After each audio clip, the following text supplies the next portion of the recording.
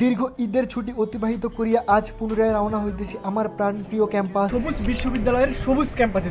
এই যাত্রাপথে আমার সহিত রইয়াছে আমার পরম বন্ধু জিহাদ এবং রেদওয়ান। বহুদিন পর তাহার সহিত পুনরায় একত্রে পথ চলাম, মনে এক বিশেষ আনন্দের সঞ্চার করিতেছি। ছুটির অবসান ঘটিতে না ঘটিতে পুনরায় বাস্তবতার সম্মুখীন হইলাম। আকাশ ভরা তারা দর্শনের পরিবর্তে দৃষ্টিপথে এখন কেবলই পরীক্ষার এক অনিবার্য চাপ।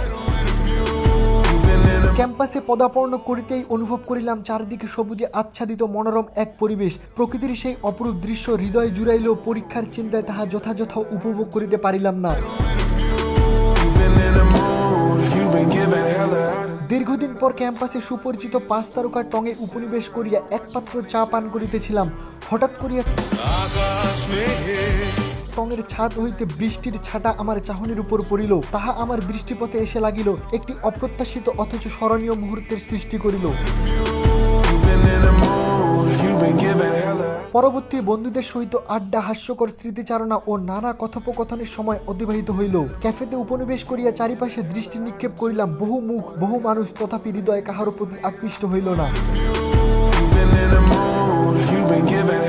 অল্পক্ষণ নিরিবিলি পরিবেশে একাকী অবস্থান করিয়া নিজেকে সান্ত্বনা প্রদান করিলাম। মনে হইল হয়তো আমার ভাগ্যে প্রেম নামক অনুভূতির স্থান নাই, ইহা এক চিরন্তন সত্য।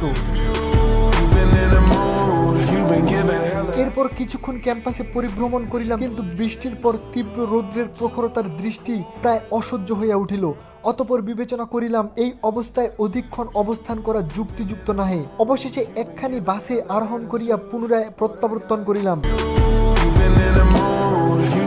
তথাপি এই ক্ষণস্থায়ী দিনটি বন্ধুত্ব, ক্যাম্পাস, বৃষ্টি ও অন্য কিছু অনুচ্চারিত অনুভূতির সমন্বয়ে হৃদয়ের অন্তঃস্থলে এক বিশেষ স্থান অধিকার করিয়া রইল। ধন্যবাদ সবাইকে। সবাই সুস্থ থাকবেন, ভালো থাকবেন, আমার জন্য দোয়া করবেন এবং অবশ্যই আমার এই ভিডিওটিতে একটি লাইক প্রদান করিবেন।